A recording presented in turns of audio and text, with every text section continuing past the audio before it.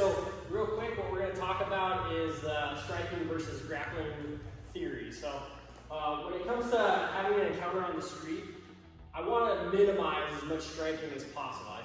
If I don't have to engage in a striking match, that's advisable, because what can happen is when I'm on my feet like this, either me or my opponent can generate a lot of force by channeling that energy through my feet up to my hips out into my strike.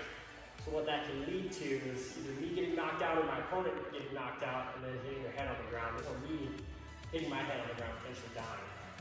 So what I want to do is try to mitigate, close that distance, mitigate any striking dangers. What you'll see typically is when people start engaging out in the street is chins go up and punches go wide.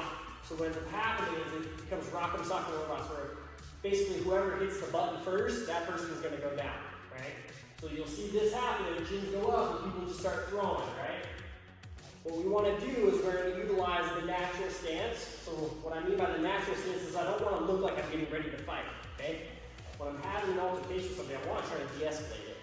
So what I'm going to do is I'm going to keep the hands up. I'm going to look like I'm just trying to talk to them, try to be non-threatening, right? But what this actually allows me to do is, if you notice the back foot here, I'm able to keep that foot cocked, right? So if I do need to, bam, I can reach out and strike without it looking like I'm getting ready to engage, okay? But what I want to do is I want to keep it as de-escalating as possible. If he does start throwing on me, though, I'm able to bring my cage up right away and start blocking, and at the same time start to close that distance on him, okay? So if I'm here and he starts to strike, I come in and I wrap him up, okay? Now in this particular case, right, I ended up with my head on the outside. This is optimal for me, okay? I can gable grip my hands or S grip my hands. I can step around and I can start taking them down to the mat, okay? I still have this high side position here, so I'm not in any danger, okay? Another way I can look at it is if he starts to throw, boom, right?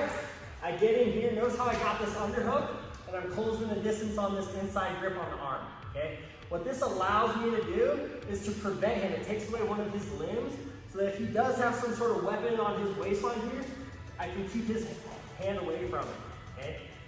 And what I can do is once I get to this position here, now I can start to work my position, head pressure, I pull his hips in, and then boom, take him down, okay? I'm in an optimal position here where I can throw strikes, and I keep his arms tied up.